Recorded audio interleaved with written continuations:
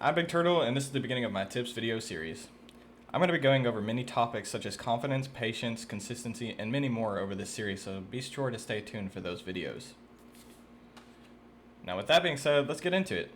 On my screen, there's an outline of things about patience. In the video today, we're going to be talking about the struggles with patience and some of the things that I've been seeing wrong with people playing in ranked.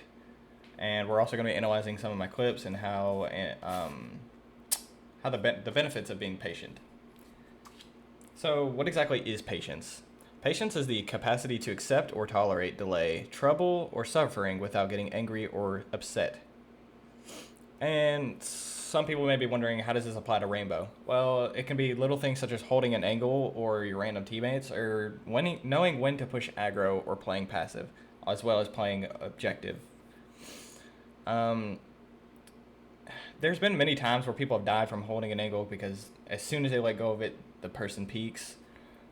Just being patient with those things and being patient with random teammates. I'm going to be honest.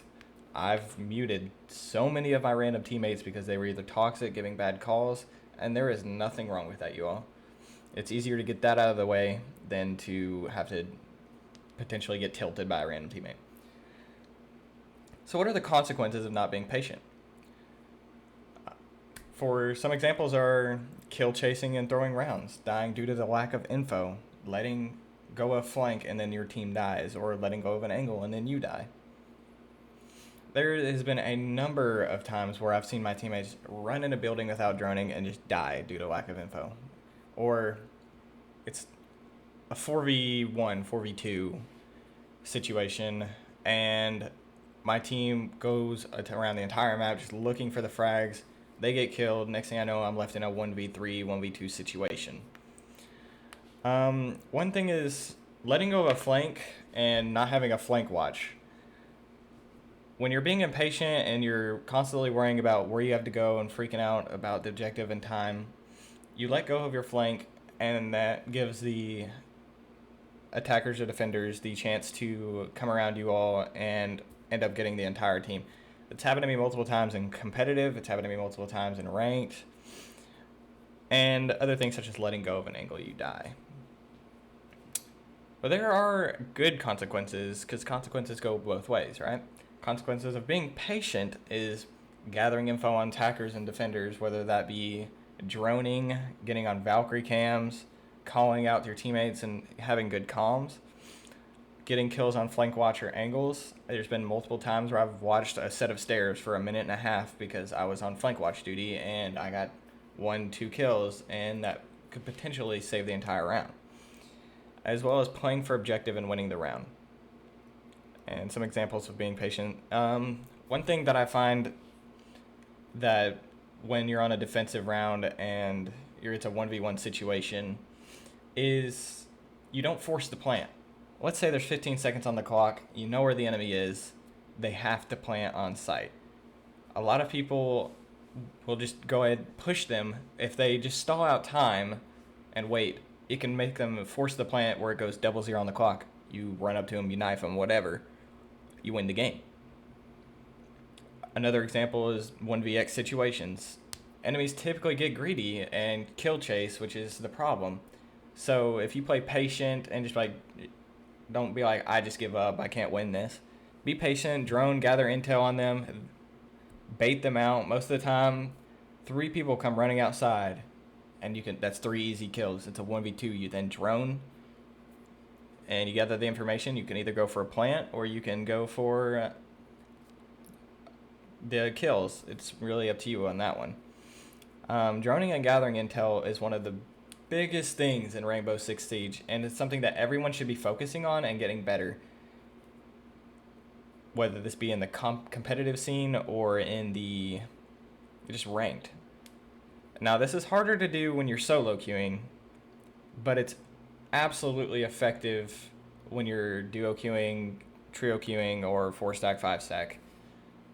It's effective in solo queue, but it's harder to pull off as you're going to be like a one-man show typically. And you can be impatient, and there's a thing of being overpatient. They can both be detrimental, so it's important to find that middle ground, because if you're overpatient, you wait too long, You're holding a random angle for 2 minutes straight. Next thing you know, there's 25 seconds left on the clock. You have bomb. You have to run across the map. So that can really hurt the team more than it can help the team at times. So it's really important to know your roles on the team and figure out how you can best affect how the round will play out. But the roles will be in another video soon, so stay tuned for that. Reverting back, being impatient can be detrimental as well. Running into the building without droning, getting killed, you have diffuser, now they rotate their whole team to watch diffuser, you lose the round. So it's super important to find the middle ground whenever you're playing Rainbow Six Siege and having good patience and not being over patient or impatient, because a lot of it comes down to how quickly and efficiently you can do things while not forcing the gun too early. So now let's take a look at some clips that I've gotten from streaming just to get an idea of how patience can really help. This clip right here, it's a 2v3 situation. I have a clash in bathroom and I'm playing Jaeger and kitchen. Now there's 30 seconds left on the clock, so I know I just need to hold down sight. And clash gets a little too aggro here, but it ends up working out.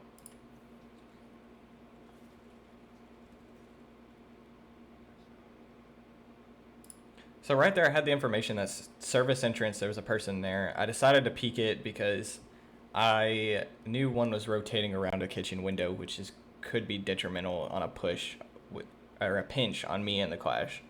So I decided to go ahead and take the peek there, and it would end up working out.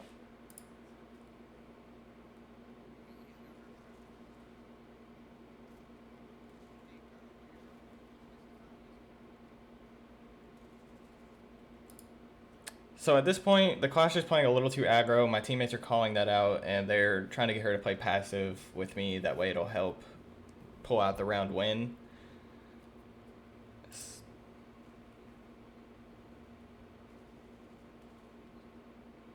And that's the clip. We just played patient, played sight. We didn't get over greedy for kills. The clash played her part for most of the time, and it ended up working out and getting us the win. So let's take a look at another clip from my stream. It was 3-0, but it's important that you don't throw these rounds when you're up like this, because that can be super detrimental. You might go into overtime or end up losing the game overall. So right there, the Buck was shooting at me. I just followed the tracers and got the kill. He choked the kill 100% in my opinion. But then I got the call on Oil Pit, and just watch how this plays out.